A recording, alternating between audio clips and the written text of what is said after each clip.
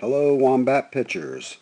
I wanted to bring a video to you here. I'm learning just as much as you guys are with the pitching. It's not something I ever knew how to do or invested my time in because I never played it. But I am investing my time in it now. I've been doing a crash study, not only from watching Nora when she goes to her pitching coach, but studying all the videos I can get my hands on of good pitchers and see what they have in common. And I think by that way I'll be more educated and I can give you more tips when things may not be going right. And that way I can help you rather than just saying things that really don't mean that much to you.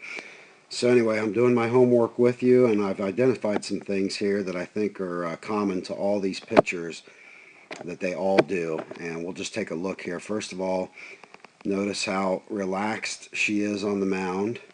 Straight up and down, nice and relaxed. Now as she starts to go into her windup, I've noticed that they all do this, and that is they all bend forward into the windup. So they're loading into the windup by coming forward, loading the glove, and that's where they're getting all their momentum. And so as they begin to go forward into their pitch, we'll notice a couple things here too.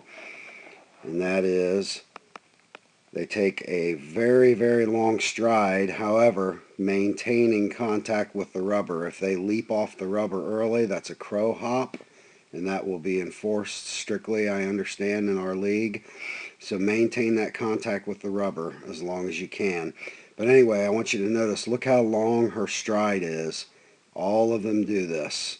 Very, very long stride, but here's where it's really, really interesting and noteworthy. Look at her hips and notice they're completely sideways. If she were this open, or if her hips were still that square to the plate, she would never be able to get past herself. And we'll see it better from another angle here in a minute.